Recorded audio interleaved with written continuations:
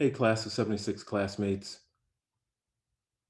This is a unofficial video of myself and our class agent, Mike Donnella, having a conversation. Let me tell you, we had a very long conversation. We spoke for almost 2 hours. So what you're getting is a very edited edition of this conversation covering a lot of subjects.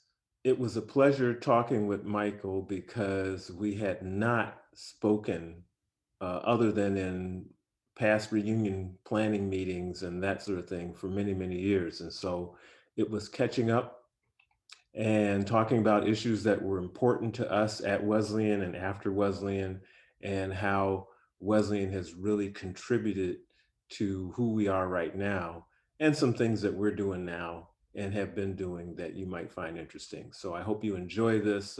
There will be no unedited version of this because some of the things that we got into, you just don't want to hear.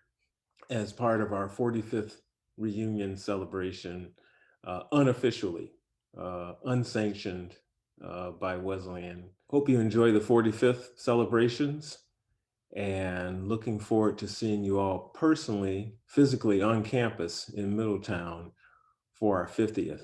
And now here's our conversation. I retired from my paying job in July. COVID provided an opportunity. I mean, I sort of Congratulations. tried to retire a couple of times and it didn't quite work. And I tried to retire like in 2018 and got extended to 2019, which was fine because I basically liked what I was doing, but I kind of felt like I wanted to. Uh, I was working in South Arkansas and I wanted to get back to Pennsylvania and maybe see if I could find my way into some teaching spots. But COVID has done what COVID does. So, here I Yeah, am. But it's ruined a lot of us, yeah, what we've been yeah, doing. yeah, Yeah. uh, not just health wise and life wise, but business wise, it's put a damper on our business that my wife and I have, which yeah. is training. Since I left Wesleyan, I went almost directly. Well, I went to graduate school in psychology, and then from that, I went to begin working in mental health almost immediately. I worked in a mental hospital. After that kind of fell apart during the deinstitutionalization movement, I went and worked for the Social Security disability program in the state disability program as an examiner, worked myself all the way up to running the agency over a period of years. So I did government. What did you do? Yeah. Can I ask you one more thing before I get into me, Yeah. Byron? And that is, um, when you were at Wesleyan, did you have an idea or an inkling that that's what you were going to do or that's where you were headed?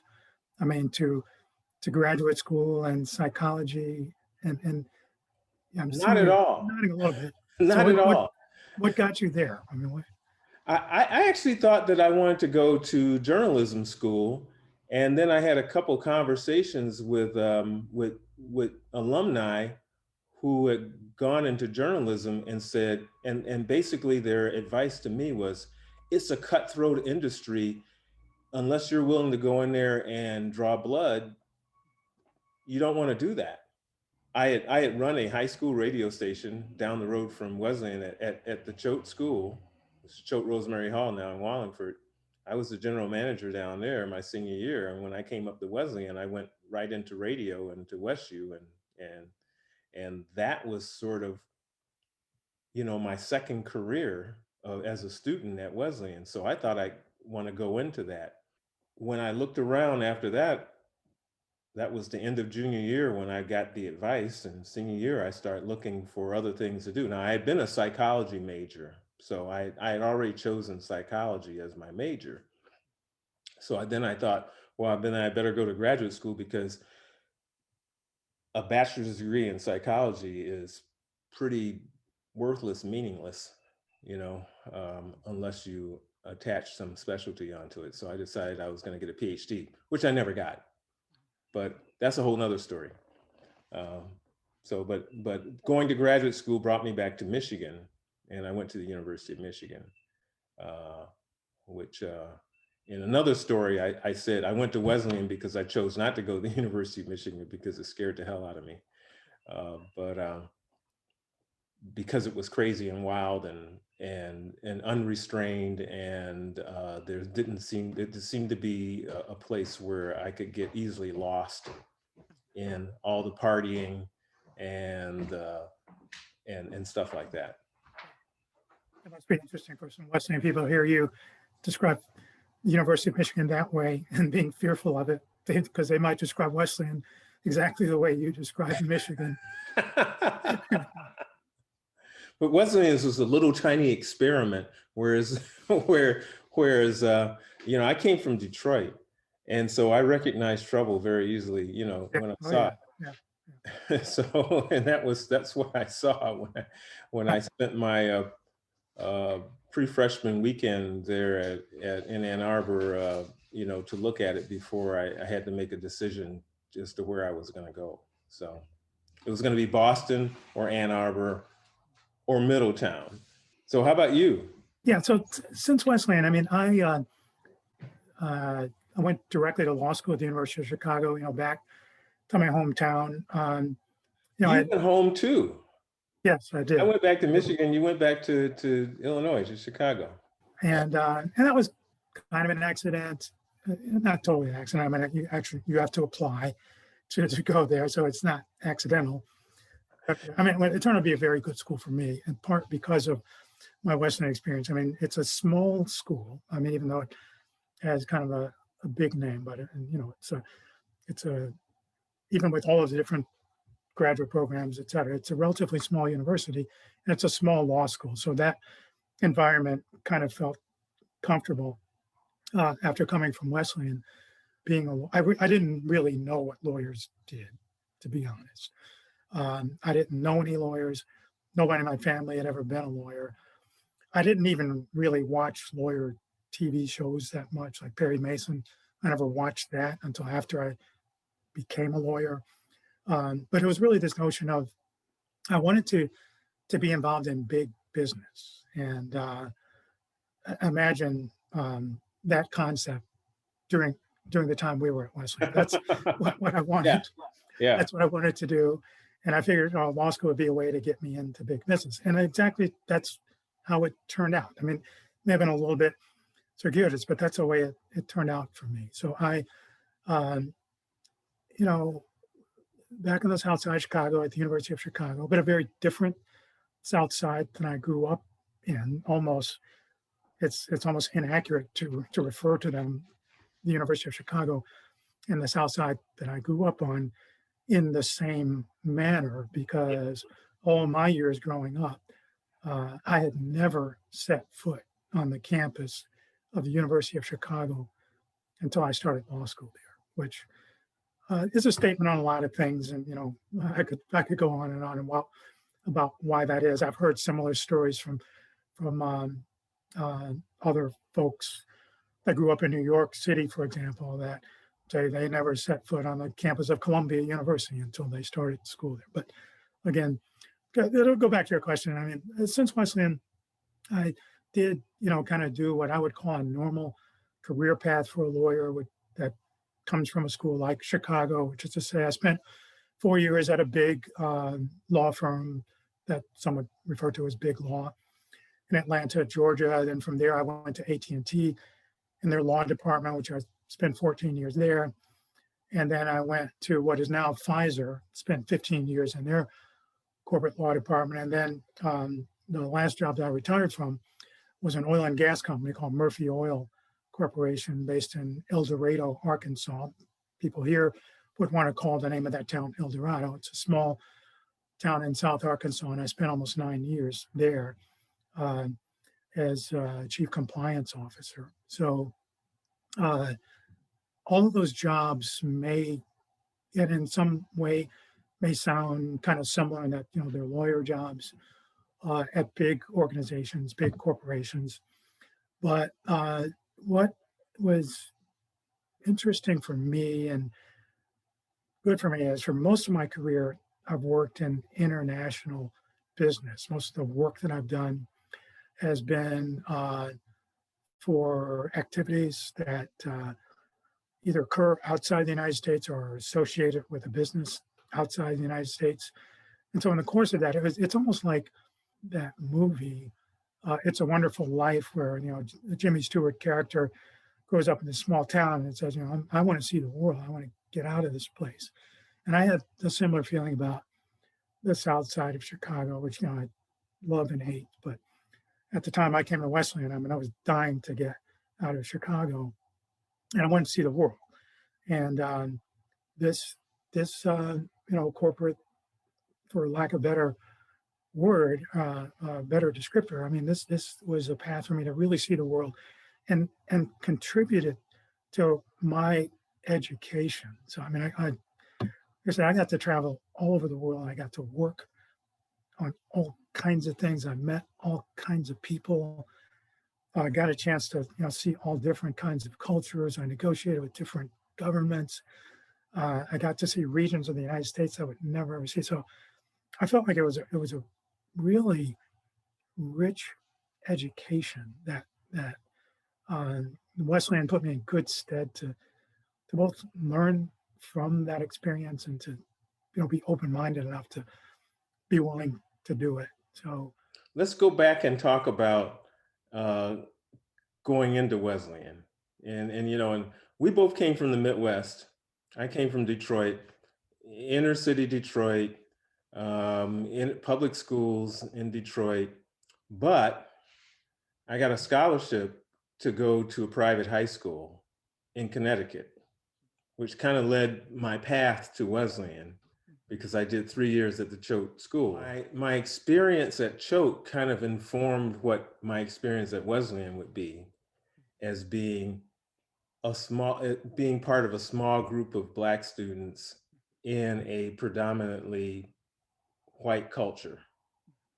What was your transition? How did you go from high school, or from where you grew up, and enter Wesleyan? What was that experience like for you? very fortunate in that I was able to go to private Catholic schools in the Archdiocese of Chicago for all of my 12 years. And there were some folks at Wesleyan that you will recognize the term preppy, Yeah. which I think at that time technically meant that you went to a prep school, probably in New England, as you did, Byron. But there was also another connotation to it. And the connotation to It it wasn't was me. that, I know, but the other connotation to it was that you were kind of, well-heeled and came from something of a privileged background.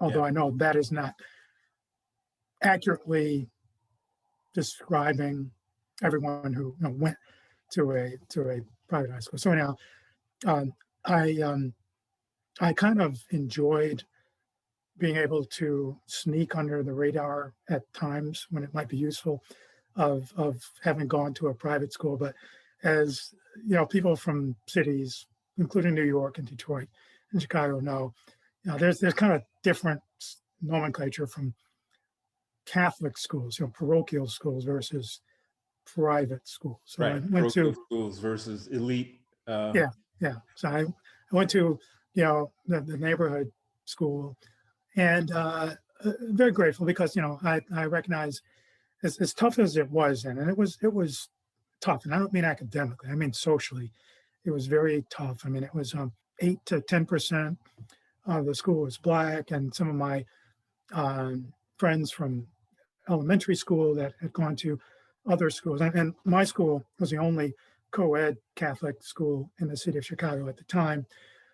So I went there, and many of my other friends went to single sex schools, and but what I didn't know is that the percentage of Black students at those schools was smaller than it was at my school. So my Black friends would tell me how great I had it at my school, because we had such a huge population of Black students. It didn't feel that way at the school, but anyhow, majority white school. It was some of the stereotypes that one may hear about Chicago, which are turned out, I think, probably true of a lot of cities in the United States. I'm guessing is probably true of Detroit. Very parochial, beyond parochial schools, very, very parochial in nature. People Yes. stayed in their neighborhoods. Right. Uh, I, I know plenty of people that never even went to downtown Chicago as students. Didn't understand the need to. So when I went to Wesleyan, Mhm. some of the commentary I got both from friends and from some of my extended family was like, "You're going to Connecticut to college for what? DePaul's not good enough. What's your problem?" Like, it was weird the concept of leaving. Yeah. Um, For me too, it was sort of, it wasn't like you didn't even go up to Michigan State in East Lansing or to Ann Arbor to the University of Michigan. You're going to Wayne State University, yeah, right. downtown Detroit. You're going there. It's like, Yeah. Well, I mean, that's exactly what I'm talking about. And and I say, DePaul's not good enough for you. Like you're a good Catholic boy, yeah, then there's DePaul, there's Loyola. And if you're really, really, really something special, meaning you were a football player that got a scholarship, then you went to Notre Dame. yeah, But otherwise, Chicago State, Illinois State, these kind of places. Anyway, so Wesleyan uh, was part of my desire to, get out of this parochial environment in Chicago and, see the world. And just a footnote that in one of our recent conversations with our broader group of classmates, there was a conversation that was going on about the experience of Middletown back when we were students. And, one yeah, classmate said, Middletown was kind of, dump. It was industrial, kind of dreary looking. And I was like, yeah, it's, yeah. not very pleasant place. And I just not trying to do anything other than say, okay, well, let me give you another perspective. When I got to Wesleyan from the South Side of Chicago, and barely having ever been off the South Side of Chicago, even though I did go downtown, it was the most beautiful place I had ever seen. So again, perspectives, a lot Yeah, of what you see based on where you come from. So socially, when it was beautiful, well equipped. I mean, I just thought it was like I've been dropped in paradise when I got to Wesleyan. I mean, just the physical campus, the grass, the stars, just the food, the idea that you can go in McConaughey and eat as much as you wanted. I mean, all of this stuff was just like I literally thought I had been dropped in paradise. Um, and then came like the social thing that is Wesleyan, which was so difficult for me in my freshman year that I couldn't wait to get back to Chicago. I mean, and I wasn't sure I was going to stay at Wesleyan. And the big thing that happened for me, and I know I've shared this with some classmates, and I think there were a couple of people who had similar feelings, but maybe not a lot. And it was this: you mentioned, Byron, that here we were in a majority white institution. Uh, I mean, I felt like I was around more Black students who were engaged in everything. I mean, in academia and social life and, Middletown life than I had ever been in my life. I'd never been in that kind of environment. I generally found it very nurturing, but there was an aspect of it that was very strange for me. And that aspect was, and I'm going to oversimplify just to kind of get to the point and make the point. But the oversimplification is that, this was sort of a radical time in the life of Black America. And yes, there was a social push to demonstrate one's commitment to Black causes and to the betterment of Black people. And, a shorthand way of looking at it, there was some pressure to prove how Black you were.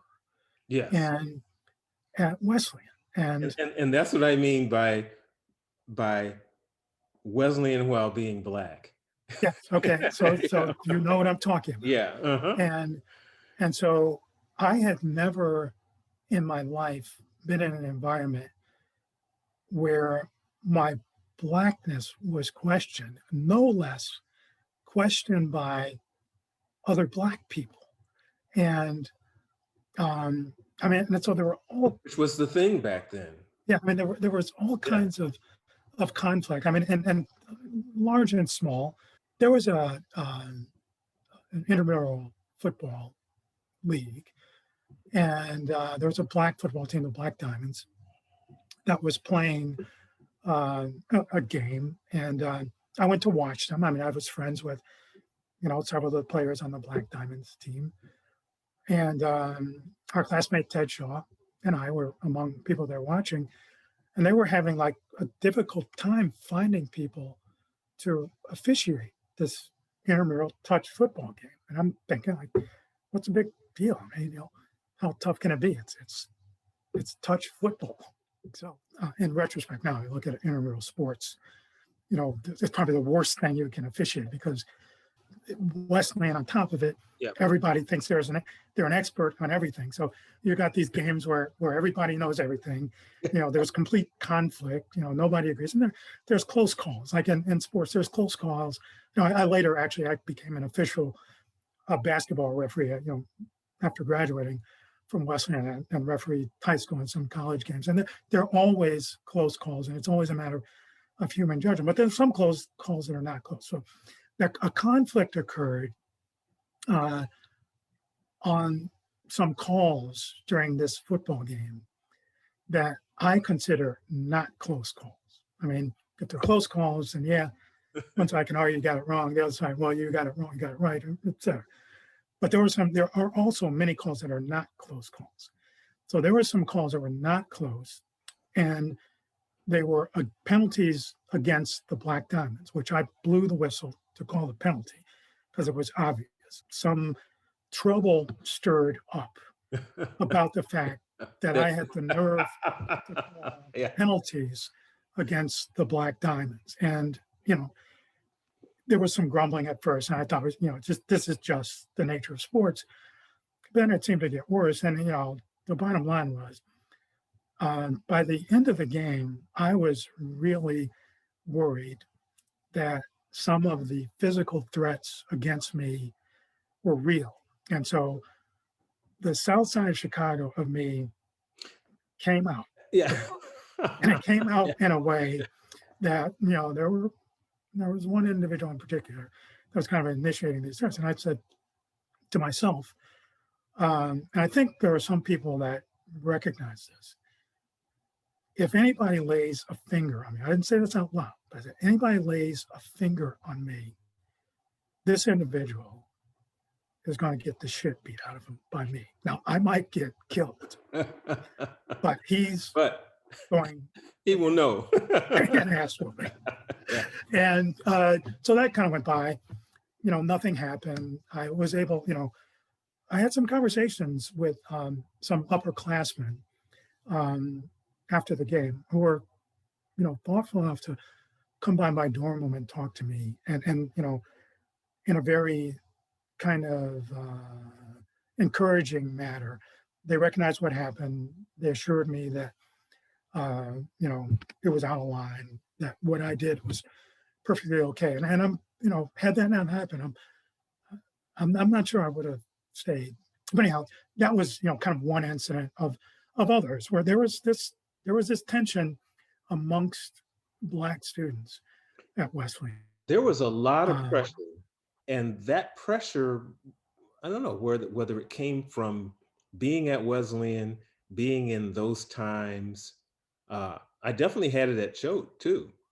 And that was my high school. So when I saw that, I recognized it immediately. And I said, okay, this is all about trying to prove who you are. That's interesting that you had that experience in high school. Because like I said, I didn't in Chicago. Just this was You were at something. home. You went home every Yeah, night. that's right. I had to That's live right. in a dormitory with other folks, at at an elite school where there was a lot of pressure about how big your afro was, Yeah, and how could you get away with as much as you possibly could at this institution, being as black as you possibly could, when the pressure there was for you to learn everything, which is white, all kinds of things. Wesleyan provided us with CAS, which you could always go to Faye Boulware, and people go to the Malcolm X house. Everybody wanted to live at the Malcolm X house. I wanted to live at the Malcolm X house. I lived there my second year. And I never got to, so I lived across the street at La Casa Hugo Campos, the Latin house, Yeah, uh, where where that was the first step of broadening my horizons, because I actually stayed at a house where they were from a culture that was different from mine, and it just opened up. That was my sophomore year.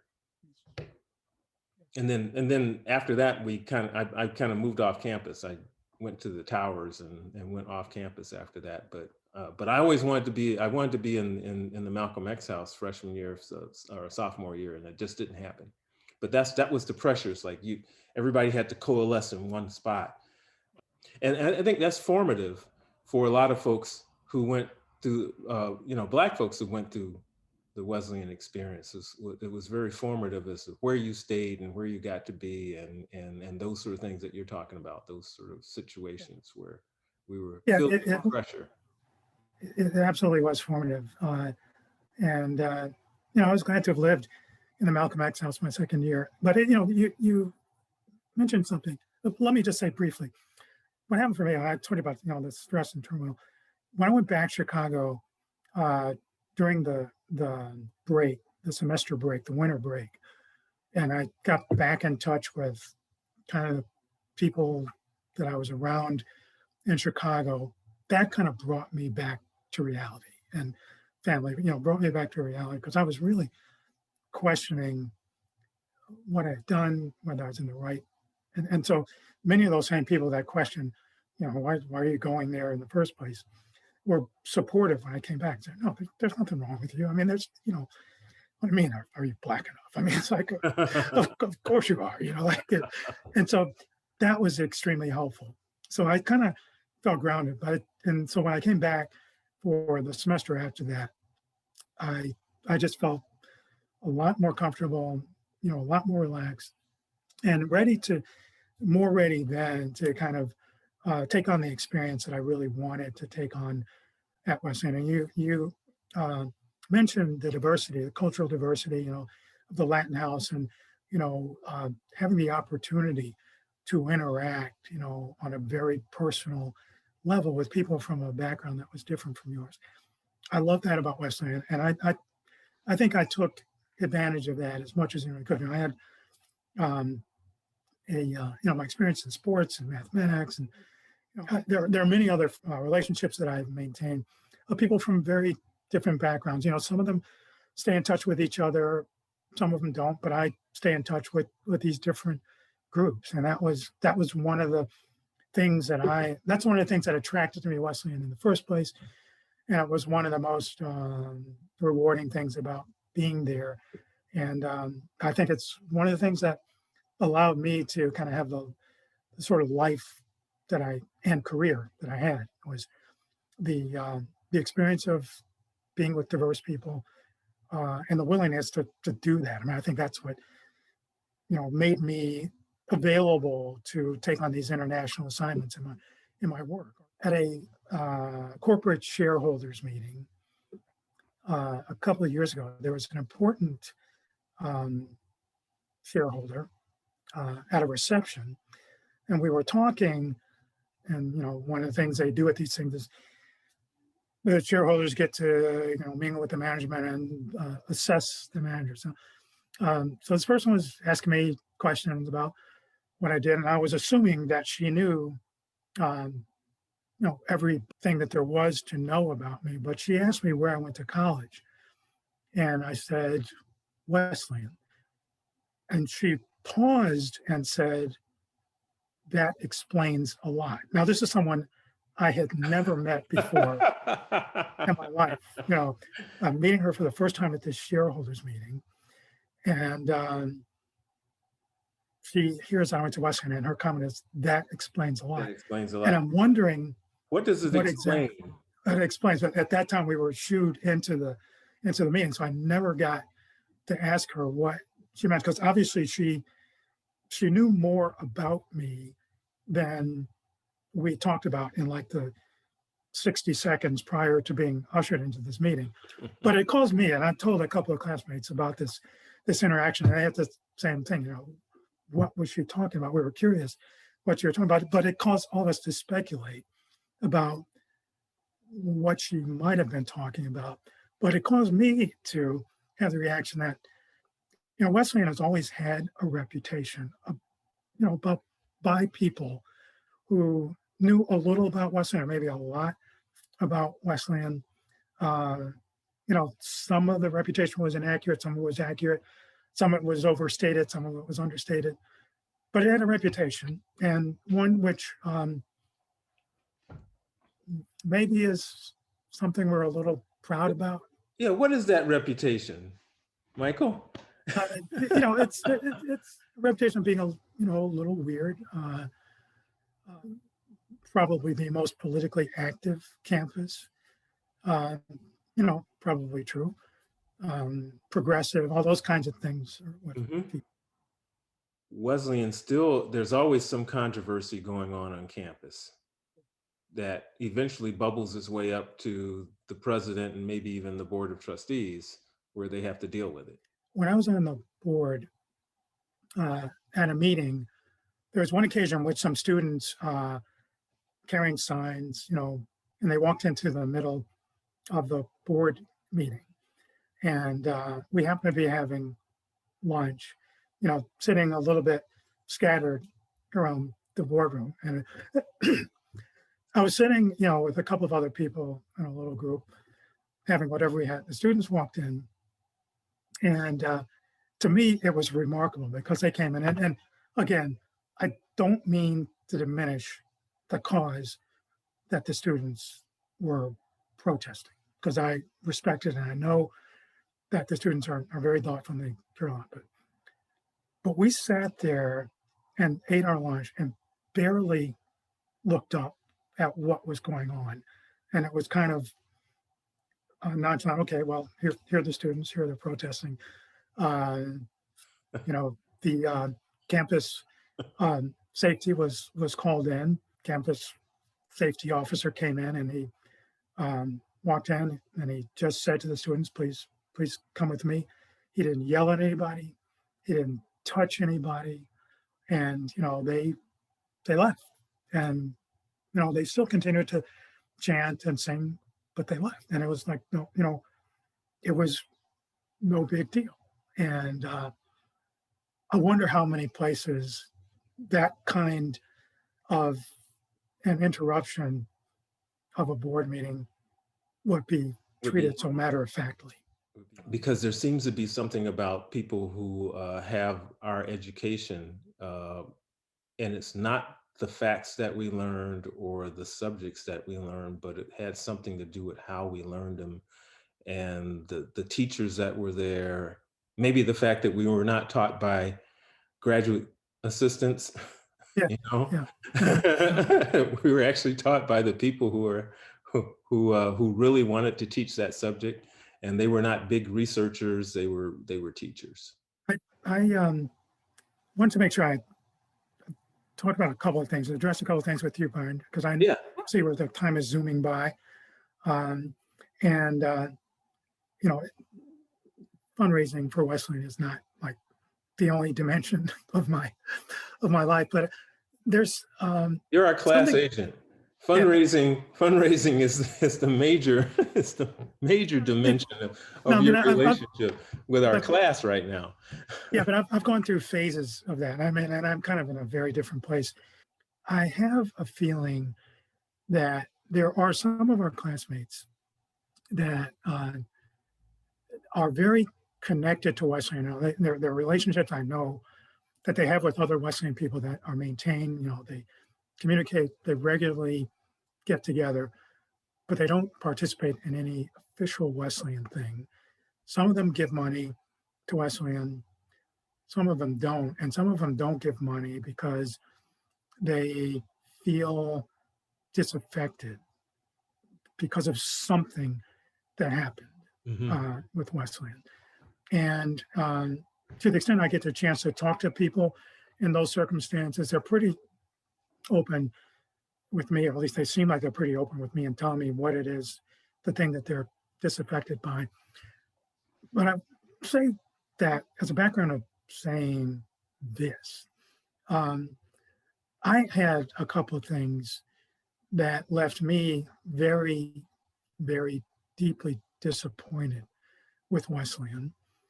Overall, I still support it. I still think that the value of the experience, the education, was outstanding. Even though there are a couple of things that, like I say, I'm very disappointed that they happened.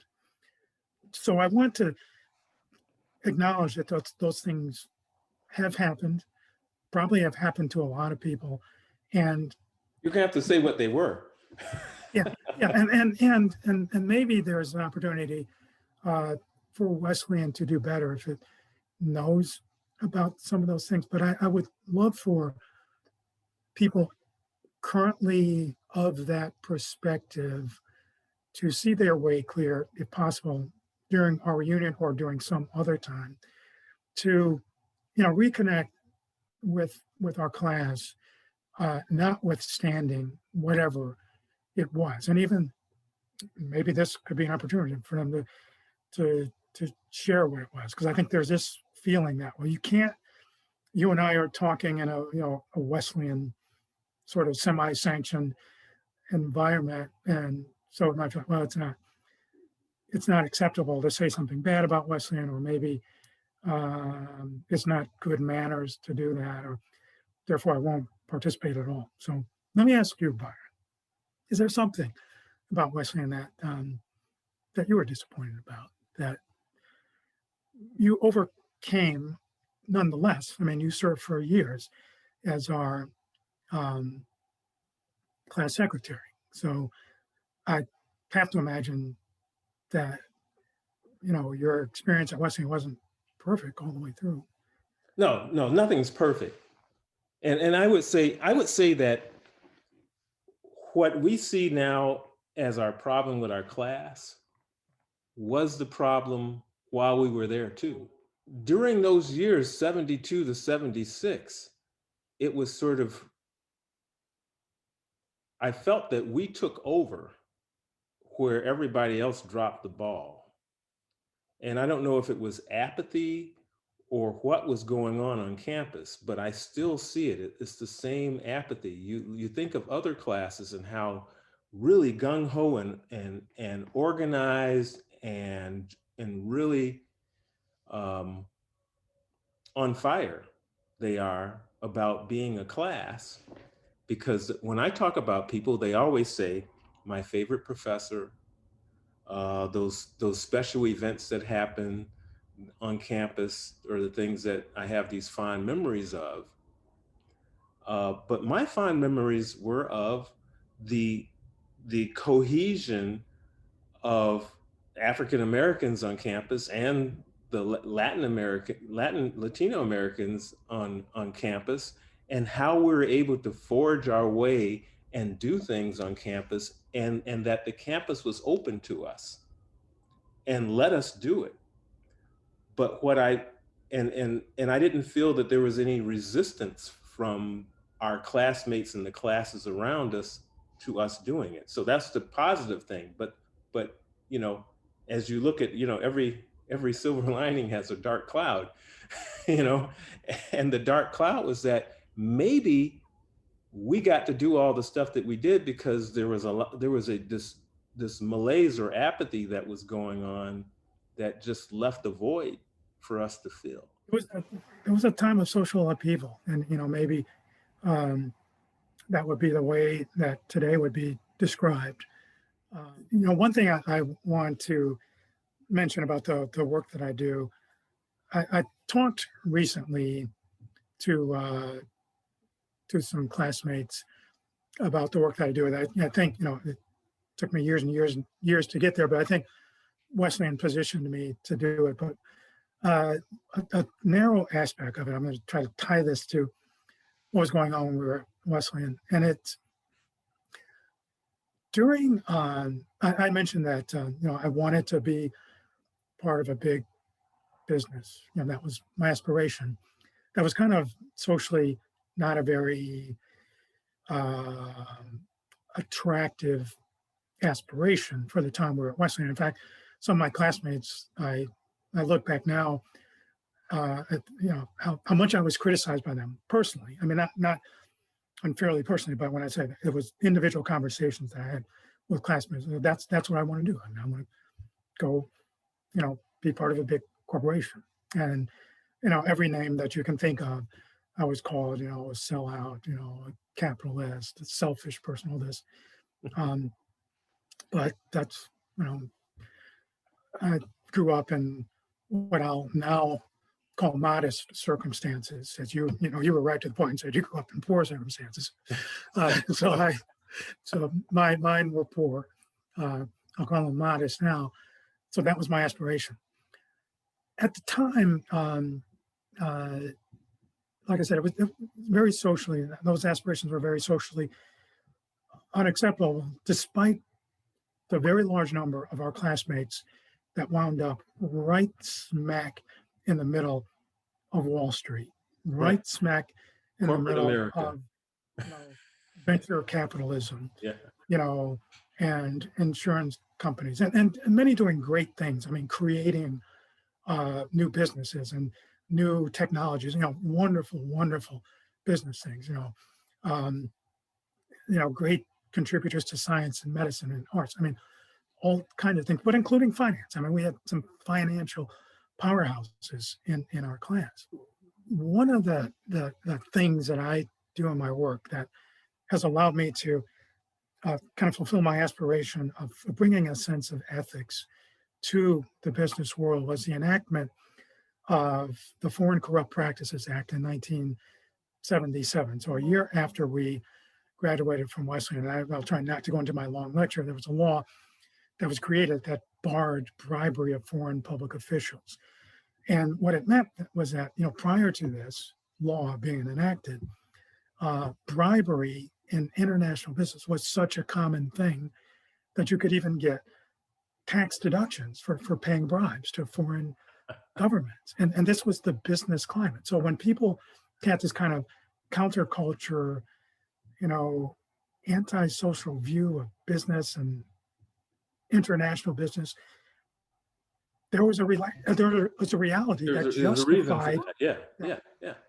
Yeah. me and other people to actually do things both inside corporations and outside in interactions and international business to try to address and move towards eliminating that corruption and that culture. And I'm very happy, to have been doing a lot of that work. But the point is that the cynicism that people associated with business and they're selfish, capitalism is selfish, to now, or I'd say, there is a law now for publicly traded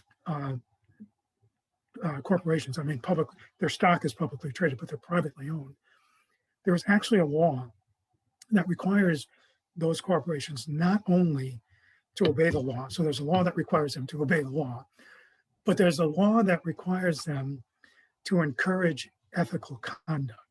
So the whole climate of big business has changed both legally and ethically. And I'm glad to have been able to do work in that regard. But that also ties me back to, at the time that we were at Wesleyan, the cynicisms that people had about big business, international business, there was some justification for that cynicism. And that time that we were there, I sometimes wonder if that is at least in part an explanation for the malaise and the distance and the lack of kind of energy of putting oneself into an institution, a sporting institution that I think you've described. I Right. just wonder. Because we all excelled in different things, but that support for the institution of Wesleyan didn't seem to be there. And I understand that. I mean, I chose a career in government, and you know what people think about government and have thought about big government. And I was big, I ran a state agency, and I was a senior manager in a federal agency. For a while, I was saying I'm willing to interview people who are interested, kids who are interested in going to Wesleyan, because I'd like to see them go into government, because I'd like to see more of that Wesleyan process in government. Colorado changed a lot with a Wesleyan, from the guy from the 1970s being the governor for a number of years. And I so that we have people who see big business as an enemy, and we see big government as an enemy. But if they just turn and walk away and do their own thing, then what do we have? We're the establishment now. With establishment, it's we make the policies, uh, and I will say, as I alluded to before, uh, we support or don't support the institutions, and Wesleyan is an institution that I think is important to most of our classmates, and I experience agree that's very much with important to most of our classmates. So I encourage those um, who are probably at a phase of their life or will soon be at a phase of their life when they're thinking more directly about how to share their resources and their talents. And I hope they will keep Wesleyan in mind. And by the way, you have something there that our class won. Yeah, and again, I'll follow your suggestion, which is to take a good quality photograph of this. But this is a prize. Some of our classmates have seen this um, before, but it's basically just been with me for. It came around the time of our 20th reunion. It's called the McKelvey Prize. It was a prize awarded by the university to the class with the best overall fundraising. So it was around, I believe, the time of our 20th reunion, might have been the 25th, but I think it was around the 20th reunion that we had the best overall fundraising for our class. So this is not a pitch to raise money, but it's just to say that uh, the capacity We is should there. do that again. The spirit is there. We should do that again. And participation, I've never been a wealthy person. All my career, as a government employee, you don't make a lot of money, and so I didn't get rich. Uh, However, I always like to participate, and I think participation is a big deal, to show the love, at least in something that you can offer, to say, here's something, a token of my belief that my education was a great one, and we should continue that tradition, and add to the fact that we, for the last 4 years, supported a student scholarship, and then this year we're making the pledge again to support another student through Wesleyan, uh, with our class donations. What's that you're wearing? What's that? Oh, What this colors? is You're showing the colors here. yes, this is a Wesleyan crew shirt, and specifically uh, my Wesleyan lightweight crew team got together in 2015 and rode in the 60 and over division of the head of the Charles Regatta in Cambridge. And it was good to see everybody. There are a couple of our teammates that weren't able to row, but one of them came, Bill Reynolds, and joined us, even though he wasn't able to row, but he wanted to assure that his spot didn't get taken up by somebody else. And so it was great seeing everybody. We stay in touch, and I don't know when we'll row again, but we will somewhere somehow. So that's where this shirt is from, the 2015 Head of the Charles Regatta. So people do get together. When we're out here in the Midwest, like I am, I don't see many Wesleyan folks.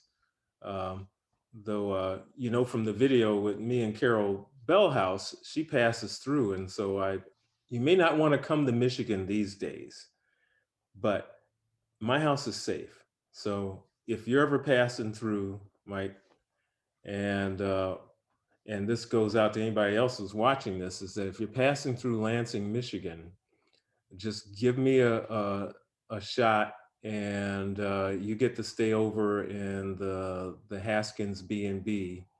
You can come through. We'll do dinner and drinks, and you have a nice bed to sleep in, and then we can get you some breakfast and send you on your way wherever you're going, or you can just hang out. So that's an open invitation to our classmates. If I you will just take you up on that. happen to pass through Lansing, Michigan, it's not a destination place, you know. You know. So Take you up on that. I'd be reciprocal, but unfortunately, I live in suburban Philadelphia, and there are a lot of Wesleyan people around, so I'm not sure I can accommodate everybody. But if I can, you're always welcome here. That's great. Let me ask you, Byron.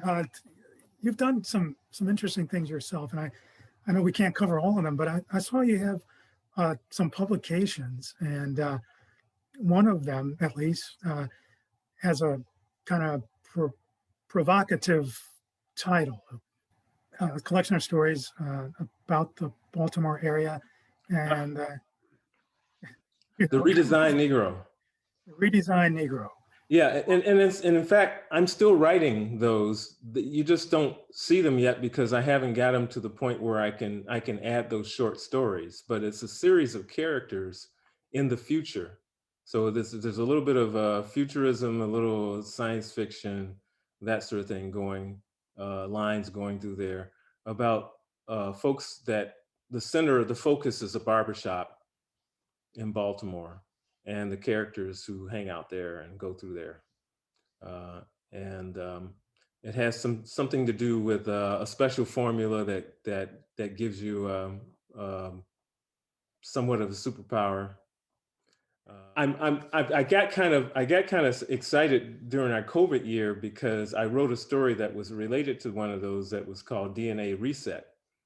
And I wrote this when I was part of a writing class back in Baltimore in 2014, 15. And it was about our DNA is part of a 20,000 year cycle where it starts to degenerate unless something comes along from the outside that helps us stay human. Otherwise, we start to deteriorate into something less than human. So that story and the Baltimore story are kind of connected. But it was interesting that in that story, the DNA Reset, the president of the country and the Center for Disease Control and NIH decided that they need to come up with a need for a vaccine for every American to combat a disease so that they could surreptitiously give everybody the shot that would help them continue to be intelligent, functioning human beings. And here we are.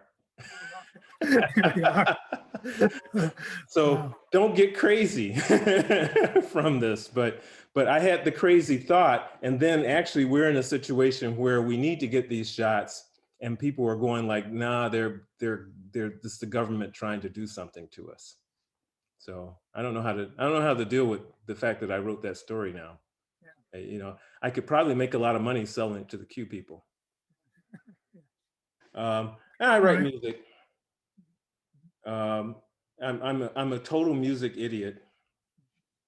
But I write music. I come from a family that we do everything by ear.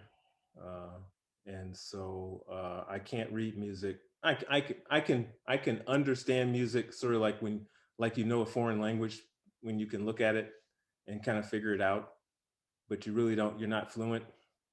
That's kind of how I am with music, but I make it as fluent as possible. So I have stuff on SoundCloud, and I do politically crazy videos. That's why I'm retired now. No one will hire me. No one will want to carry that baggage. Is it, isn't that the objective? I mean, the freedom to kind of say it exactly the way you want, show it the way you want. Right, right. Yeah, yeah, So I have no designs on any work in the future unless I absolutely have to, and then it'll become a problem, you know. yeah, yeah, yeah. So, You know, it's funny the thing about music. I've always been a music fan, a music lover, um, and how we kind of gravitate towards things. When I moved to South Arkansas, I became the president of the South Arkansas Symphony Orchestra, and really, I ended up serving um, 6 years of a 1 year term as president of the South Africa. But it was a great experience. I mean, great. I got to learn like all kinds of ins and outs and of producing music. I mean, what it takes to get human beings at a certain place at a certain time under certain conditions to perform music at a high level. And, you're not a classical musician. no, not a musician at all. Even though I've dabbled with percussion and the like. I love music. I is growing up as a kid, and many of my friends would spend. I mean, we did a lot of stuff. We played sports, but we would sit around listening to records. I mean, Oh yeah. not talking with music in the background. We would plan what we were going to listen to. Like, so being where I was, kind of the nature of working for a large corporation in a small town is that for all of the nonprofits and the charitable organizations, the company provided the talent for a lot of these nonprofit organizations. And so, um, oddly enough, um, Wesleyan had something to do with why I ended up as president of the South Arkansas Symphony Orchestra. It was because of my background with Wesleyan in fundraising that the board of the South Arkansas Symphony, which how they knew that, I don't know. Uh, but that was what got me invited onto the board and eventually led to me um, being nominated as president. And I loved it. I mean, I loved it. I loved everything about it. I mean, getting there early, setting up the stage. I mean, negotiating contracts. I mean, I was the photographer of the symphony too, so I loved the opportunity to, get to know all these guest artists. I got to introduce Smokey Robinson at the opening weekend of the Arts District, the Murphy Arts District in El Dorado, Arkansas, because Smokey Robinson performed with the symphony. So that's it was one of the perks of being president. I got to introduce Smokey Robinson. Cool. So yeah, so you are a supporter of the arts as well as all the other things you are, Mike Donnella. I have not played in a musical group since I played with a group that consisted of myself, Andy Grubb, Lacey Johnson, and Jimmy Haddon. Okay. I didn't know they were musicians. We weren't. Okay. It was part of one of Lacey's music classes, and he recruited us to come in. I happened to have a bass, and Andy had played a little keyboards or something, and we borrowed a Moog synthesizer from the electronic music department, Alvin Lucier, and I think Debbie Haskins was there, and who else? Oh, Jimmy Hatton played drums. He had a drum set, and we recorded some funkadelic stuff and some other stuff, and it's like that is literally the last. Oh no, that's not true. When I worked in the mental hospital, I organized a group there, and it was horrible, but we were doing a gong show. So I'm not a professional musician. I don't play well with others, but I do edit pretty good sometimes when I'm lucky. Sometimes that's the most So important skill.